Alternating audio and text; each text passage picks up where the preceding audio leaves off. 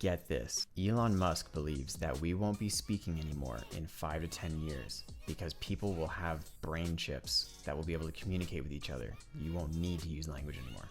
I'm Brandon. I just watched the whole 2-hour interview with Elon Musk and Joe Rogan and took a lot of notes, and I'm going to condense them down into 5 minutes for you so you can understand what the key points of the interview were about. I'm going to work to earn your like and subscribe to this video, so check in with me again at the end to see if I did so. First, Elon talked about some of his more strange recent Twitter tweets. He talked about how he named his baby, and he talked about the pronunciation, which is X-A12A.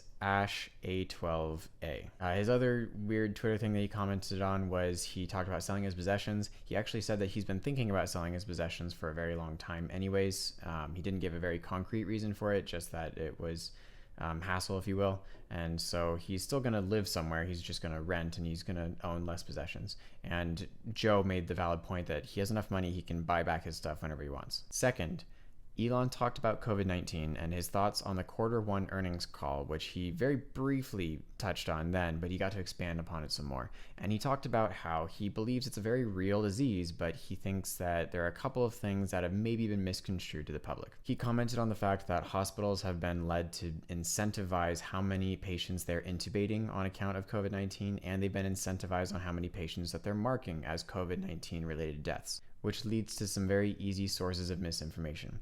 He made the specific point that if someone comes in and they died of a car crash, but then they analyze the body and they find COVID-19 in the system, it's not right to say that the patient died of COVID-19. Patient died because they were in a car crash. He also made the comment that he has a lot of friends that have caught COVID-19 already, and nobody has died that he knows. And that makes him believe that the mortality rate is probably a little bit less than what's been advertised. He also expanded some more on how he believes that the US has been in violation of the Constitution, and that it's not constitutional to restrict people from their freedom of assembly and to mandate that they stay home, and that if you want to risk your life and go out, then you should be allowed to. Thirdly, he talked a lot about Neuralink, and this is going to be where some of the interesting stuff comes up. Get this, Elon Musk believes that we won't be speaking anymore in 5 to 10 years because people will have brain chips that will be able to communicate with each other. You won't need to use language anymore. That's gnarly.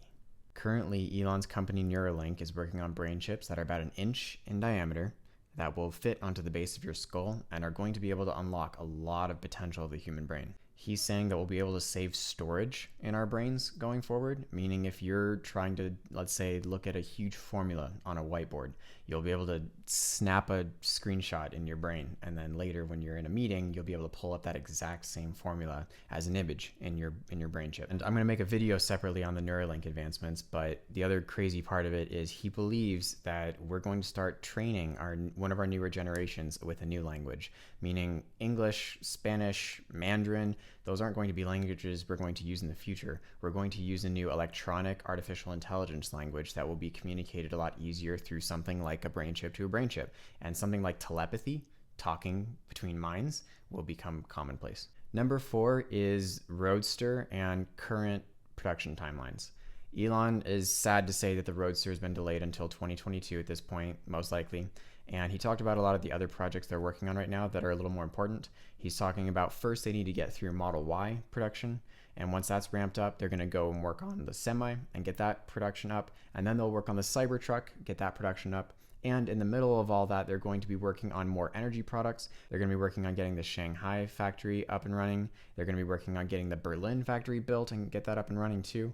And once they've really established their international market, then they're going to be worried about the Roadster. The Roadster is more of a dessert, as Elon referred to it, where they're going to be working on perfecting all of their other products first, and then they'll have the most fun one for last. All right, checking back in. Did I earn your like and subscribe? If so, please do so. It actually boosts this video's ranking in the YouTube algorithm, and then it encourages YouTube to promote my videos on the other recommendeds for other channels. So thank you very much.